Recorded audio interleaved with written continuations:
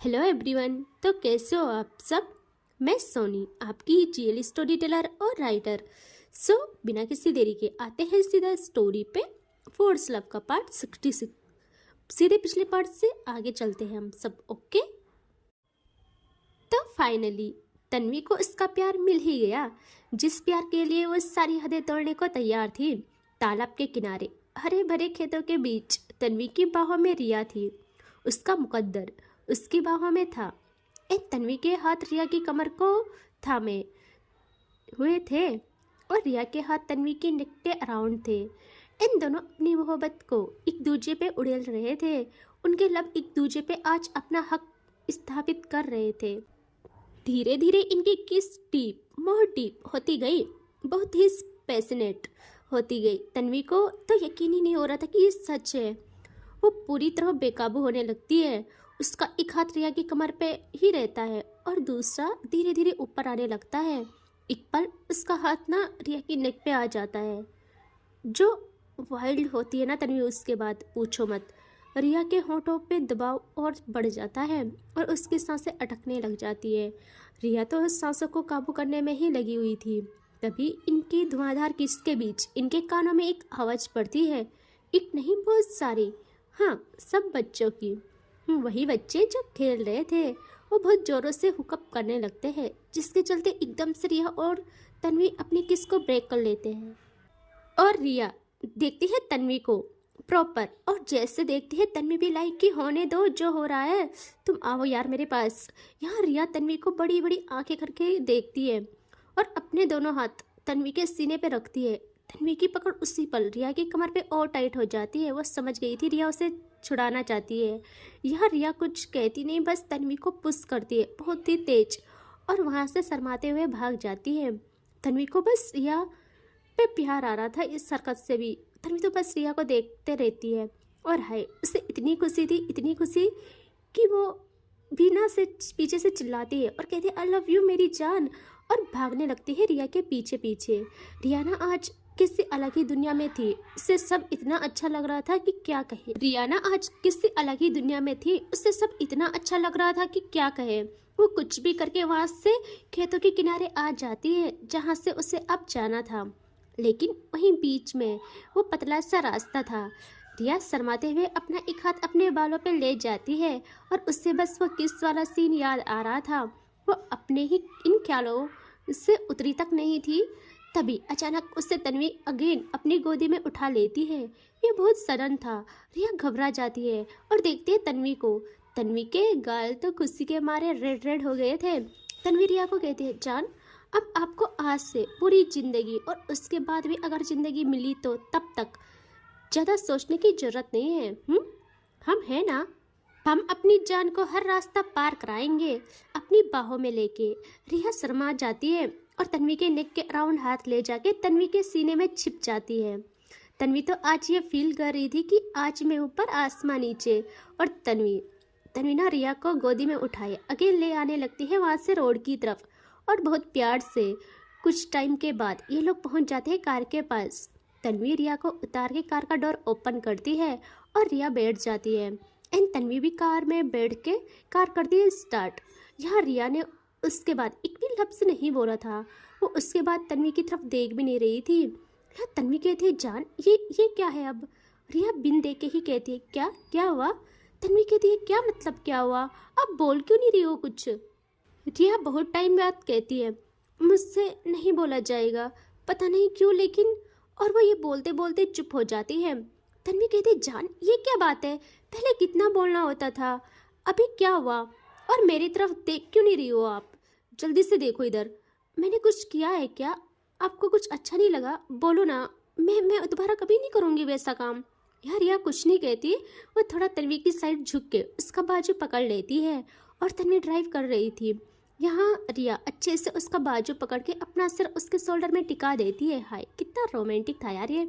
तन्वी तो भाई मतलब उसकी खुशी इतनी कि वो जाहिर ही ना कर पाए। वो धीरे धीरे अपनी कार की स्पीड स्लो करती है और स्लो करती है और बहुत प्यार से रिया के हेड पे किस करती है, फोरहेड पे। और यहाँ रिया कहती है अब कि आप ऐसा बिल्कुल भी मत सोचो कि मुझे कुछ अच्छा नहीं लगा। मैं बहुत खुश हूँ, बहुत ज़्यादा। लेकिन बुद्धू, आप नहीं समझ रहे हो इस बात को कि लड़कियां शर्माती है जब। अब पहले जैसी बात थोड़ी रही है हम दोनों में। तन्वी कहती ऐसे कैसे पहले जैसी बात नहीं रही? मुझे अच्छा लगता है तुम जब डांटती हो, गुस्सा दिखाती हो, बातें करती हो।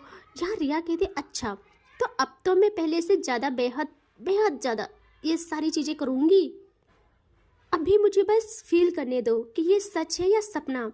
तन्वी कहती है यार ये बात तो मैं कब से सोचती हूँ, मुझे यकीन ही नहीं आ रहा ये सच है। भगवान जी ने सब कुछ दे दिया। आज मुझे मुझे अब कुछ भी नहीं चाहिए, कुछ भी नहीं। और इनका टाइम ऐसे ही बीत जाता है। यहाँ रिया कहती है कुछ टाइम के बाद कि सुनो ना। तन्वी कहती है बोलो ना। रिया कहती है कुछ पूछो आपसे तो आप जवाब दोगे, अगर आपको सही लगे तो। तन्वी कहती है जान क्या मतलब सही लगे तो? आप बस बोलो, बोलो नहीं, हुक्म करो, समझे? रिया कहती है ठीक है, तो बताओ जब आप बचपन में काव्या के साथ गेम खेल रहे थे तब आपको लेने पापा जी आए, तो आप गेम छोड़ के क्यों गए थे? क्या बात थी वो? और ये सुनते ही तन्वी के चेहरे की स्माइल गायब हो जाती है और वो सडन ब्रेक मारती है, जिससे रिया जल्दी से तन्वी के शोल्डर से हेड को हटा देती है और देखती है तन्वी को, जिसका चेहरा उदास पड़ गया था। और वो धीरे धीरे रिया को देखती है। रिया कुछ समझ ही नहीं पाती। वो कहती सॉरी प्लीज, अगर ऐसी बात है जो नहीं बता सकते तो प्लीज मत बोलिए। आई एम सॉरी, मैं कुछ भी बोलती रहती हूँ बस। रिया के इस बात पे तन्वी रिया की तरफ मुड़ती है। तन्वी रिया की तरफ मुड़ती है और अपने हाथों से रिया का फेस होल्ड करती है बहुत प्यार से। रिया तो कुछ समझ ही नहीं पाती। यहाँ तन्वी कहती है जान शांत रहो प्लीज, शांत। ऐसा कुछ नहीं है जो मैं आपसे नहीं बताऊं। अब मेरा सब कुछ आपका है, मैं सिर्फ आपकी हूँ।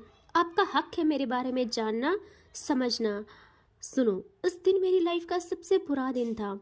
उस दिन वो शख्स मुझे छोड़ के गई जो मुझसे सबसे ज़्यादा प्यार करती थी। रिया देखती है तन्वी के आंखों में समुंदर भर आया है।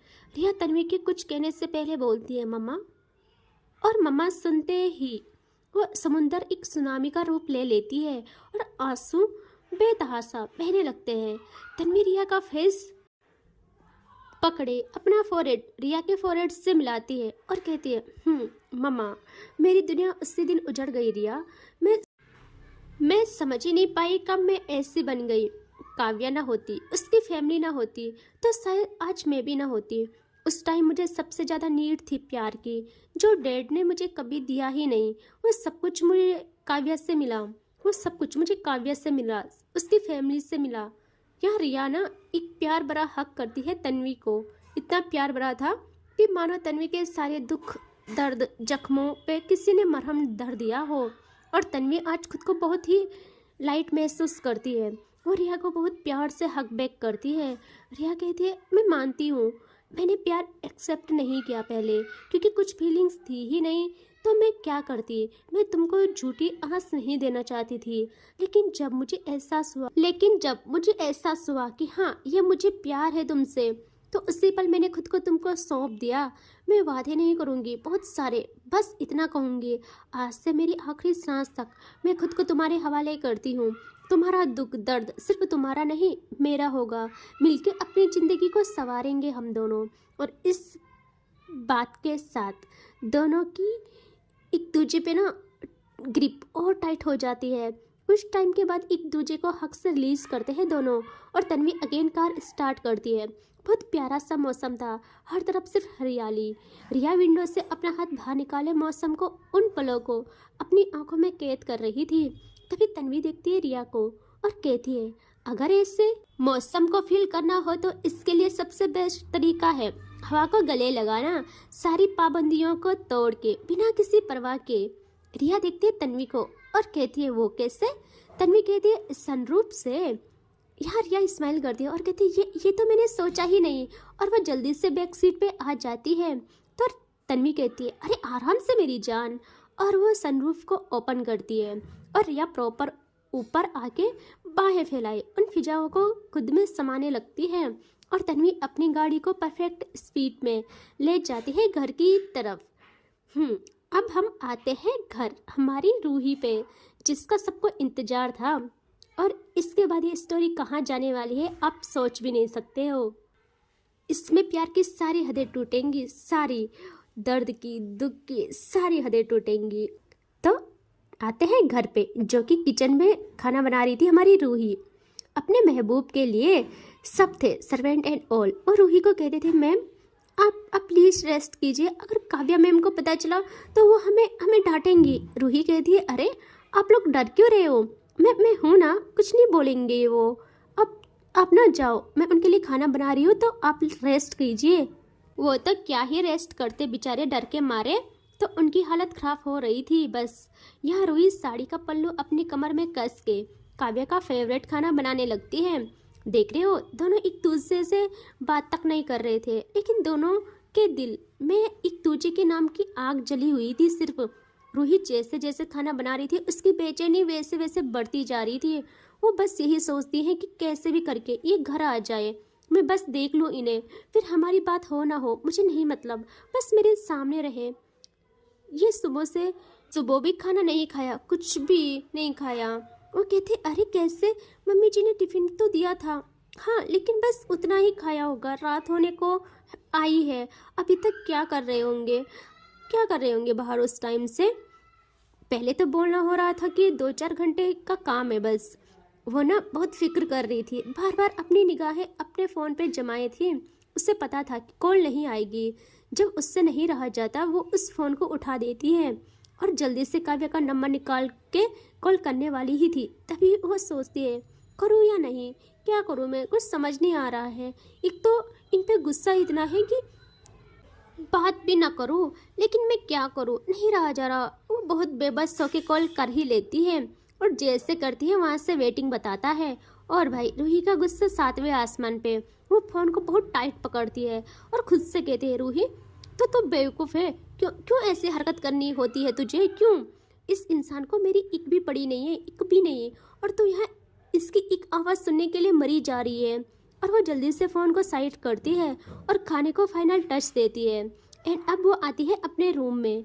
रात होने को थी, फिजाएं अपना रुख मोड़ रही थी और रूही के मूड स्विंग्स हो रहे थे। तभी काव्या पे गुस्सा आ रहा था, तभी आंखों में आंसू आ रहे थे, तभी उसकी याद में खुद को पागल कर देना हो रहा था रूही को। रूही जल्दी से उठ के विंडो के पास खड़ी हो जाती है। वो बस काव्या का इंतजार कर रही थी, बस आ जाए उसका महबूब एक बार। वो बार बार हर मिनट में पर्दे हटा के नीचे रोड पे अपनी नज़रें टिकाती रहती है और कहती है आ जाओ, बस बात मत करो, कुछ मत बोलो, बस आ जाओ। मैं कौन सा बात करूँगी, मैं भी तो बात नहीं करूँगी, लेकिन इस दिल को आपकी आहट चाहिए। वो टाइम देखती है, 7 बज गए थे। जैसे जैसे टाइम जा रहा था रूही की बेचैनी ऐसे ऐसे बढ़ती जा रही थी।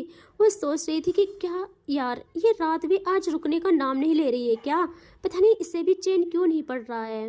वो बस अब रूम में चक्कर काटने स्टार्ट करती है। वो बहुत टाइम बाद बहुत थक जाती है, फिर वो सोफे में जाके बैठ जाती है और उससे पता ही नहीं चलता कि कब उसकी आंख लग जाती है बेचारी की और वो गहरी नींद में चली जाती है। वहीं सोफे पे बैठे बैठे यहाँ कुछ टाइम के बाद उसकी आंखें एकदम से खुल जाती है।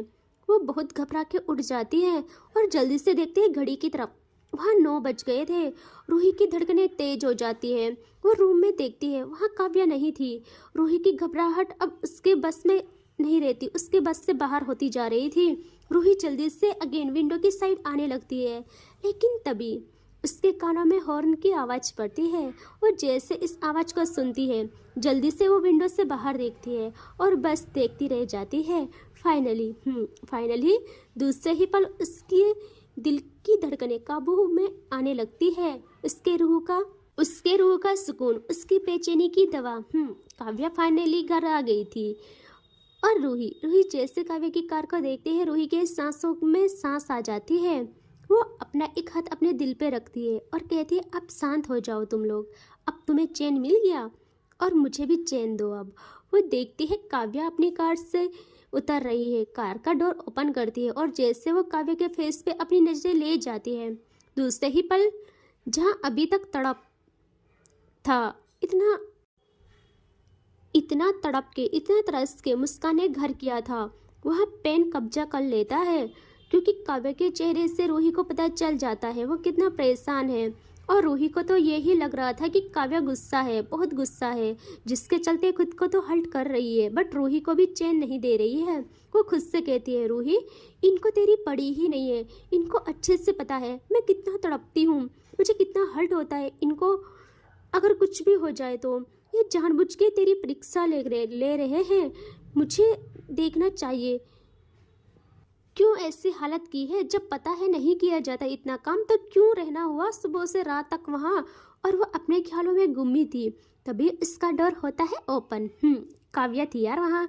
रूही काव्या को देखती है और काव्या को दिखाते हैं जिसने जैसे ही डोर ओपन किया था उसकी नज़र सामने थी, उससे रूही नहीं दिखती है। एक पल के लिए उसके कदम दरवाजे पे ही रुक जाते हैं और चेहरे पे गंभीरता आ जाती है। वो मन में ही कहती है, रूही कहाँ है। मैं दिन भर खुद को कंट्रोल करने की नाकाम कोशिश में थी, बट रात होते ही अगर मुझे मेरा सुकून नहीं दिखा तो मैं क्या कर जाऊंगी मुझे पता नहीं है। उसके हाथ में उसका जैकेट एंड बैग था। वो टेंस प्लस बहुत टायर्ड थी, लेकिन उससे रूही नहीं दिखती तो वो गुस्से में अपने एक कदम को पीछे ले जाती है। वो वहाँ से जाना चाह रही थी, तभी दूसरे ही पल उसकी नज़र विंडो की साइड जाती है जहाँ रूही खड़ी थी। और वो ये ना काव्या को नहीं दिखाना चाहती थी कि वो उसके लिए परेशान थी। वो जानबूझ के काव्या के देखते ही अपनी नज़र घुमा लेती है और विंडो का डोर लगाने लगती है। यहाँ काव्या की नज़र जैसे अपनी रूही पे पड़ी थी, मानो उसके दिल को इतनी शांति मिली है कि किसी दुखते जख्मों को मरहम मिल गया हो, टूटे दिलों को शबनम मिल गया हो और अंधेरी जिंदगी को रोशनी मिल गई हो। मानो उसे दर्द, उसकी बेचैनी, उसका उलझा हुआ मन, अशांत मन को करार मिल गया हो।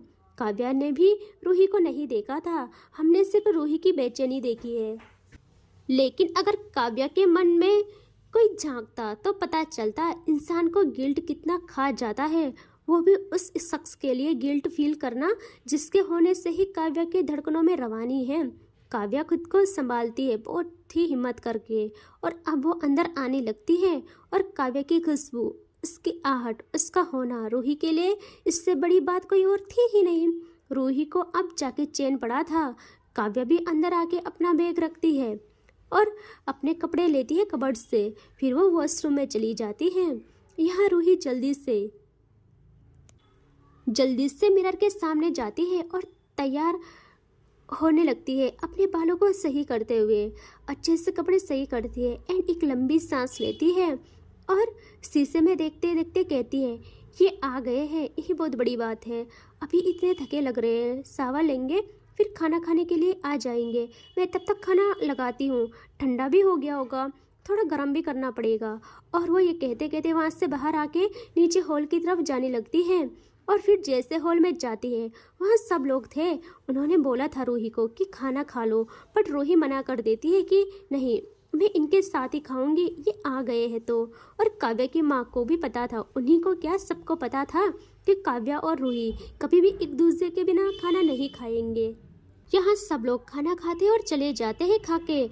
रूही जल्दी से किचन में आती है, उसकी नज़र जाती है वहाँ पे सर्वेंट काव्या का टिफ़िन खोल के उससे क्लीन कर रही थी।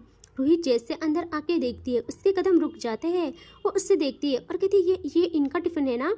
तो वो कहती है, जी मैम, लेकिन ये तो खोला भी नहीं था उन्होंने, मैंने अभी ओपन किया है क्लीन करने के लिए, पूरा खाना खराब हो गया है। रूही सुनते ही परेशान हो जाती है, उसकी बेचैनी बढ़ जाती है।